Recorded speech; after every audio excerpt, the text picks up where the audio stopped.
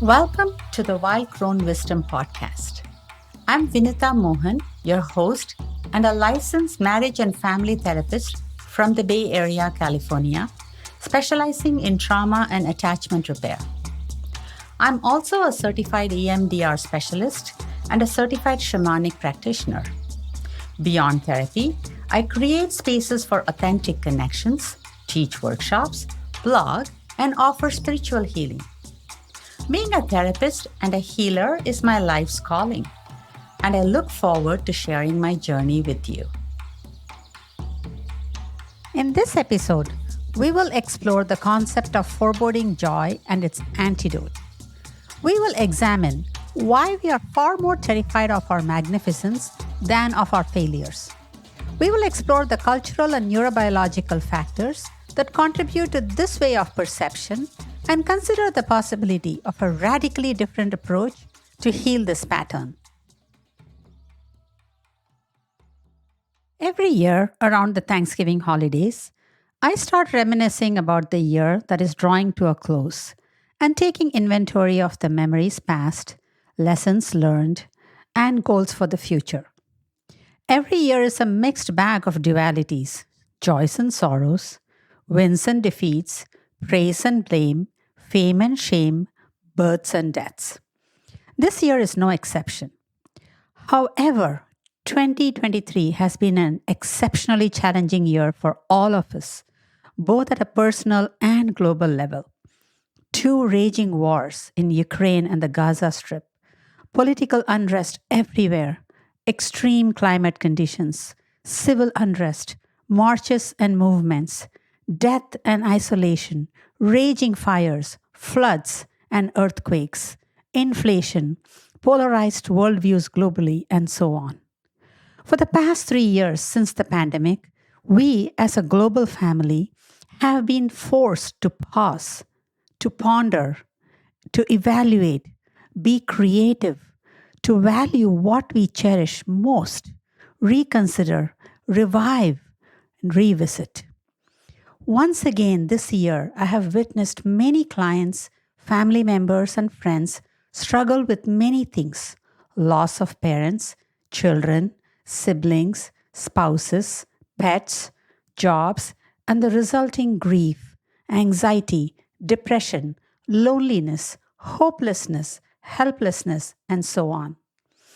I have also seen many of my clients arise from these ashes stronger, more humble, resilient, hopeful, kinder, with a deep intention of giving back to the world. This is what we call post traumatic growth.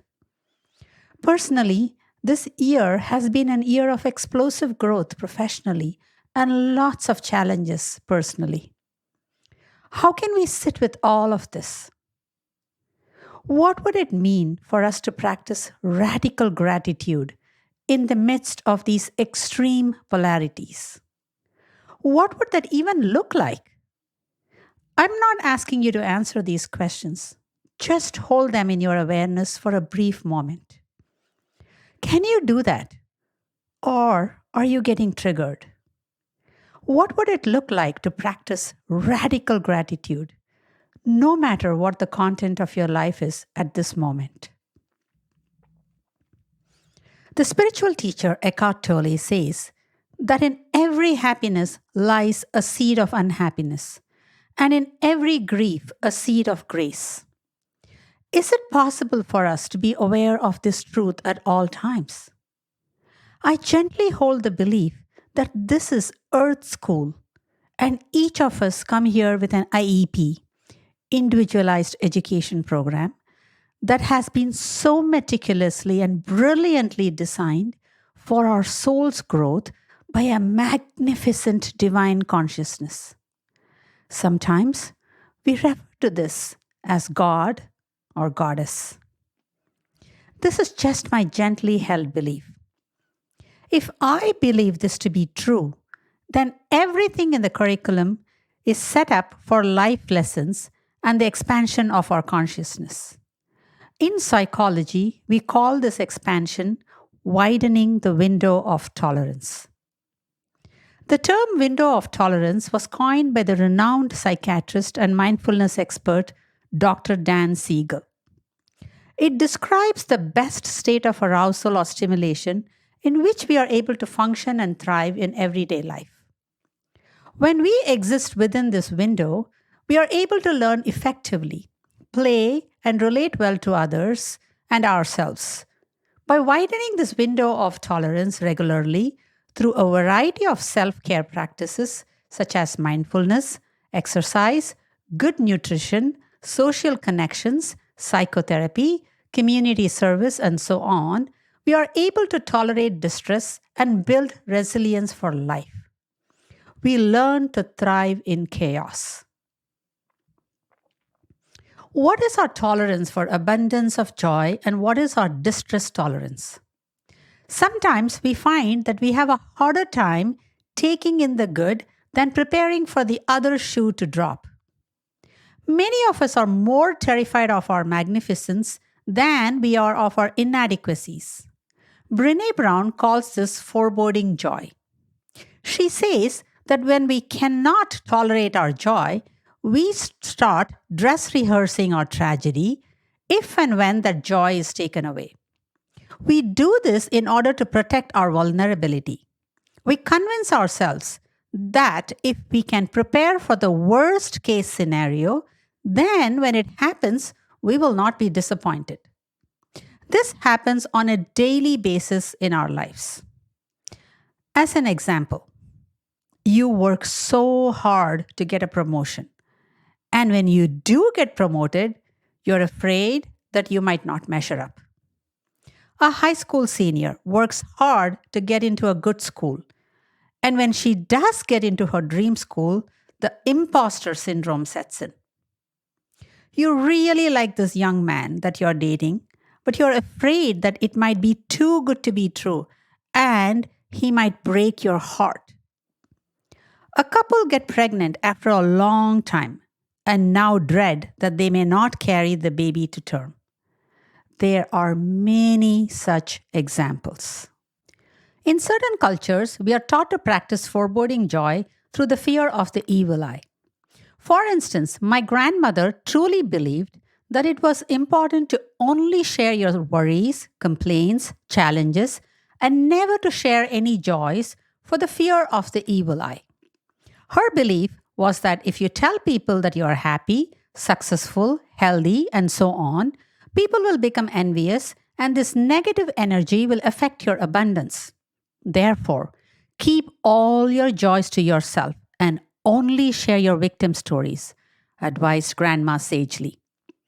I still remember my great-grandmother solemnly removing the evil eye darts from all of us every Sunday evening using rock salt and red chilies. This concept of the evil eye is culturally practiced by many people around the world. What we fail to recognize is that this kind of thinking keeps us mired in poverty mindset and in victim consciousness. A simple neuroscience truth is what we appreciate appreciates. So, what happens if we appreciate paranoia, foreboding joy, and a poverty mindset? Neurobiology also works against us in this regard. When our brains come online, it's given two directives. Avoid sticks, i.e., don't get yourself killed, and approach carrots, i.e., rewards.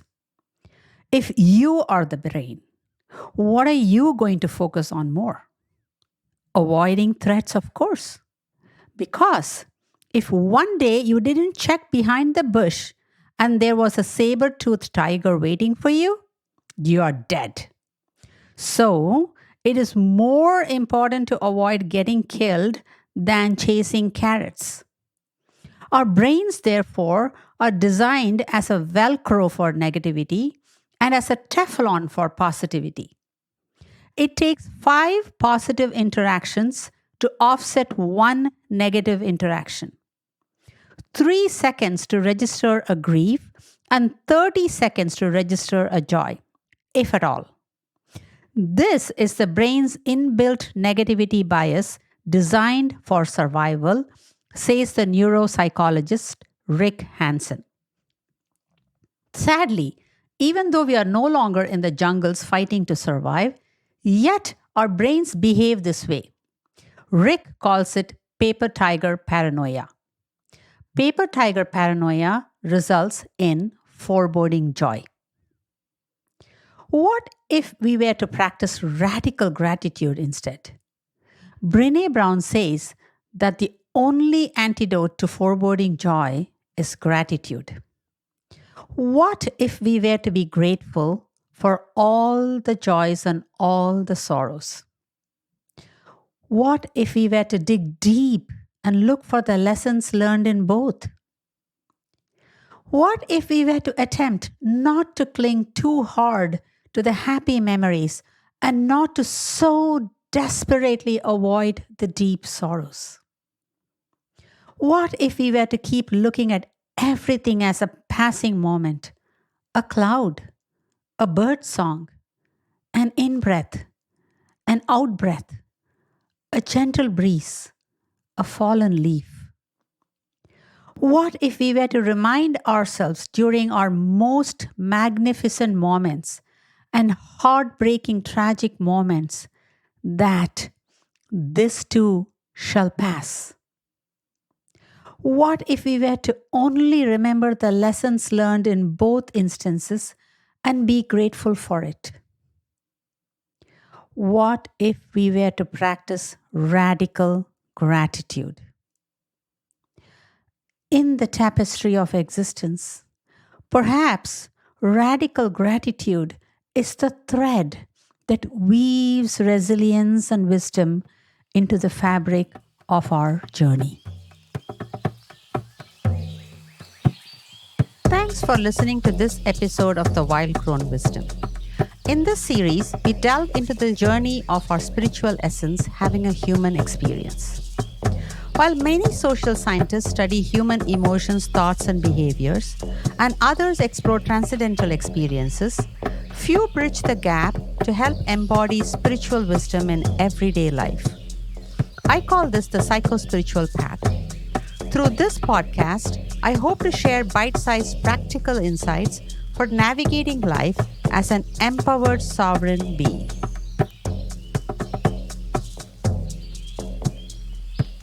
Please be advised, the information provided in the Wild Crone Wisdom podcast is intended for general information purposes only. Vinutha Mohan is a licensed therapist and healer. However, the content shared in this podcast does not replace or constitute professional advice, therapy, or counseling. It is essential to consult with a qualified mental health professional for personalized guidance regarding your unique circumstances. Thank you.